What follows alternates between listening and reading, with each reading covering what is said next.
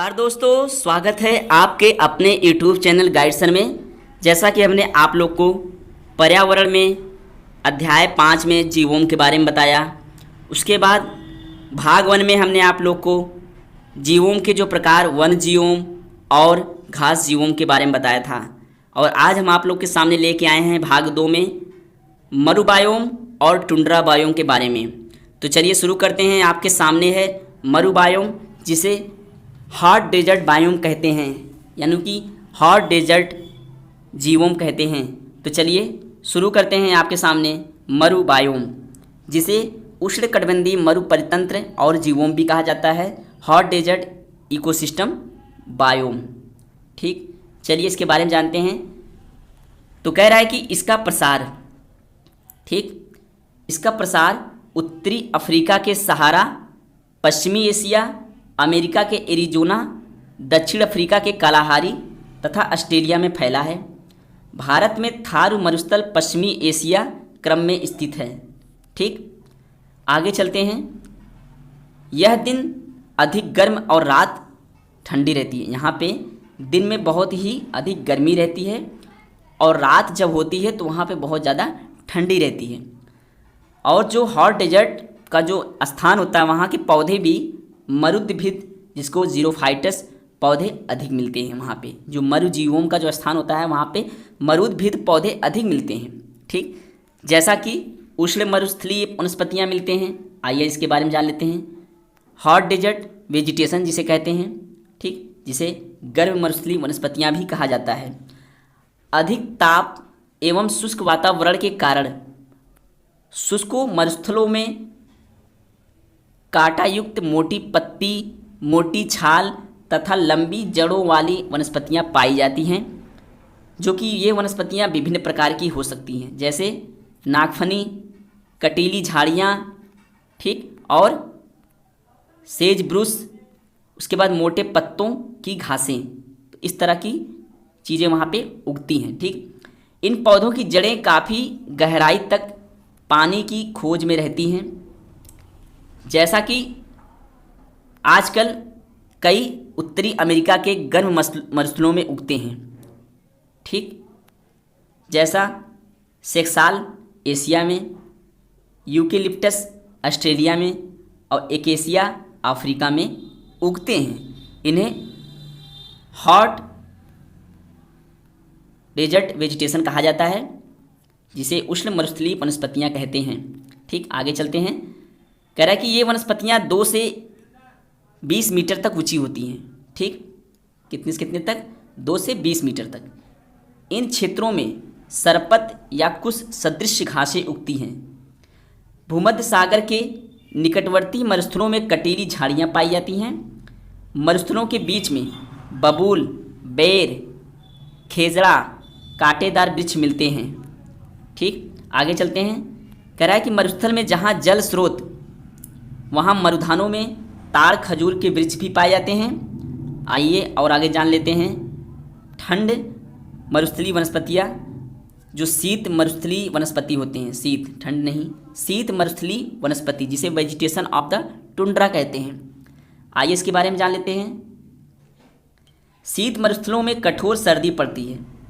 ठीक, ग्रीष्मकाल अल्पकाल का होता है, ग्रीष्मकाल बहुत ही कम होता है, वहाँ सर्दियाँ ज़्यादा पड़ती हैं। ठीक, शीत कह सकते हैं, ठंड जैसा। ठीक, शीत ऋतु में हिमाच्छादित रहता है, मतलब उस पर हिम के ऊपर जैसे ढका रहता है, जैसे उस पर शीत बहुत ज़्यादा रूप में पड़े रहते हैं। वनस्पतियाँ उग नहीं पाती हैं। क्यों? क्योंकि वहाँ पे बहुत ज़्यादा सर्दी पड़ती है। ग्रीष्म में प्रारंभ होते ही द्रुत गति से बढ़ने वाली घासें उगती हैं। जैसे ग्रीष्म प्रारंभ होता है, वैसे ही तेजी के साथ घासें उगना शुरू कर देती हैं। वनस्पति जीवन काल अल्पकाल का होता है। गर्मी के साथ साथ ये वनस्पतियाँ समाप्त हो जाती हैं।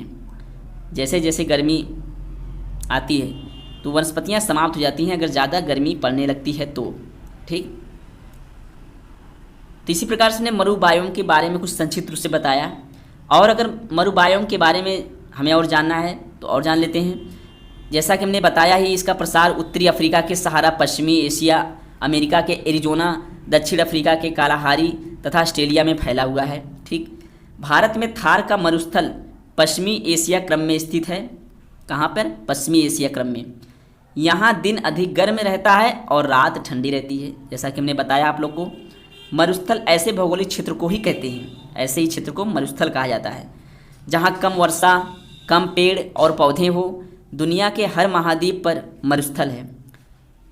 इस संसार में जितने भी महाद्वीप हैं वहाँ पे क्या है? मरुस्थल है। परंतु यूरोप कंट्री में मरुस्थल नगड़ के बराबर है, यानी दुनिया का 1/3 हिस्सा मरुस्थल ही है।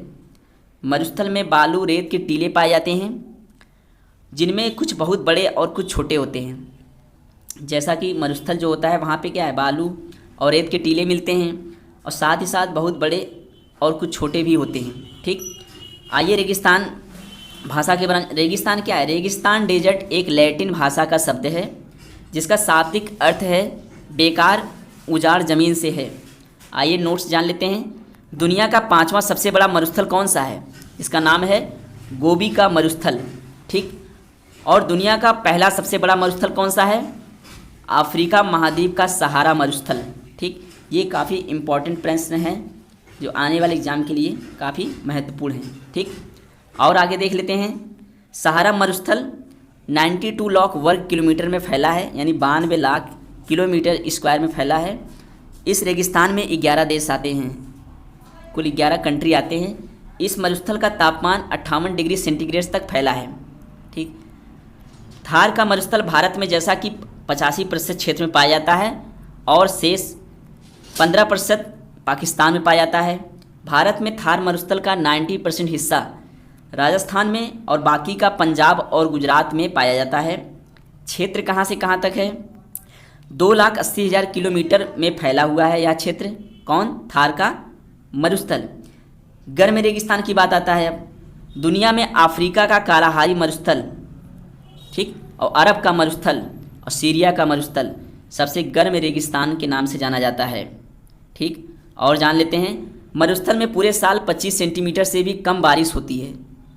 ठीक, इसलिए यहाँ की ज़मीन में ज़रूरी नमी नहीं होती, इसलिए यहाँ पे नमी नगड़ के बराबर होता है। गर्म रेगिस्तान का मुख्य साधन ऊँट है, जानवर आता है। आबादी कम या शून्य होती है। ठीक, आइए आगे चलते हैं। ठंडे रेगिस्तान के बारे में जान लेते हैं। कोल्ड डेजर्ट, ठीक, जहाँ का तापमान 10 डिग्री से 15 डिग्री के बीच रहता है।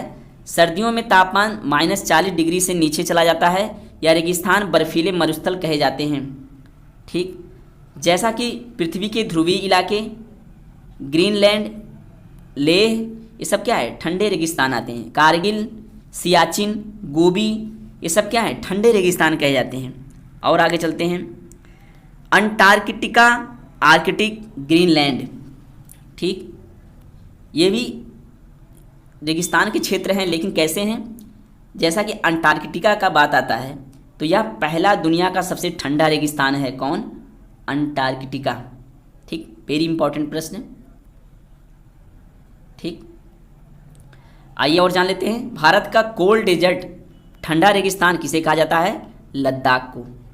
ठीक, देश का सबसे बड़ा और मुंबई का बेस्ट और सबसे पुराना वाटर पार्क किसे कहा जाता है? वाटर किंगडम को। ठीक, और कुछ लोग किसे मानते हैं? एडलैब्स एक्वा मैजिका, जिसे भारत का डिज्नीलैंड कहा जाता है। ठीक, आइए और आगे जान लेते हैं। उत्तरी तथा दक्षिणी ध्रुवीय तथा टुंड्रा प्रदेशों की बर्फ़ की चादर वो क्या कहलाती है? ठंडा रेगिस्तान कहलाती है। आइए और प्रश्न जान लेते हैं। दूसरा सबसे बड़ा विशाल रेगिस्तान कौन सा है? वह है सहारा रेगिस्तान या ग्रेट सहारा रेगिस्तान। इसका फैलाव कुल 90 लाख किलोमीटर स्क्वायर में फैला हुआ है। आइए और आगे चलते हैं। दक्षिण एशिया का सबसे बड़ा मरुस्थल कौन सा मरुस्थल है? थार का मरुस्थल है, जो भारत के राजस्थान जैसलमेर तक फैला हुआ है। ठीक, आगे चलते हैं। कह रहा है कि विश्व का दूसरा सबसे बड़ा द्वीप कौन सा है? न्यूगिनी द्वीप। विश्व का सबसे बड़ा या तीसरा मरुस्थल कौन कहलाता है? तो विश्व का सबसे बड़ा शीत मरुस्थल है गोबी, यह चीन और मंगोलिया में स्थित है। और विश्व का सबसे तीसरा मरुस्थल सबसे बड़ा कौन सा है? गोबी, जिसका फैलाव 13 लाख किलोमीटर स्क्वायर में है। ठीक, आइए आगे चलते हैं। एशिया का सबसे बड़ा मरुस्थल, जैसा कि मैंने आप लोग को बताया है, कौन सा है? गोबी मरुस्थल। और विश्व का सबसे छोटा मरुस्थल कारक्रॉस रेगिस्तान, जो कनाडा के यूक्रेन राज्य में स्थित है। ठीक, आइए आगे चलते हैं। चौथा था टुंड्रा परितंत्र जीवोम, जिसे टुंड्रा इकोसिस्टम बायोम कहते हैं। यह लगातार ठंड, ठीक, और बर्फ से ढका रहने वाला भूखंड है। इसका विस्तार कनाडा और यूरेशिया के उत्तरी क्षेत्र और अंटार्कटिका तक फैला है। गर्मी आने पर जब बर्फ पिघलती है तो कई प्रकार के फूल दिखते हैं, जैसे काई हो गया, ठीक, और लाइकेन हो गया, etc। ठीक, यहाँ छोटी झाड़ियाँ उगती हैं। विभिन्न आवास जंतु हैं, जैसे सफ़ेद भालू, लोमड़ी और बारहसिंग। ठीक, आगे चलते हैं। अधिकांश जंतु प्रवासी स्वभाव के होते हैं, जैसे भालू, भेड़िया, बारहसिंग, कुत्ता और चिड़िया आदि। ठीक, तो इस प्रकार से हमने आज भाग 2 में आप लोग को मरुजीवोम और टुंड्रा जीवोम के बारे में आप लोग को हमने बताया। तो थैंक्स फॉर वॉचिंग वीडियो। हमारे इस चैनल गाइड सर को लाइक करें और सब्सक्राइब करें। Thank you.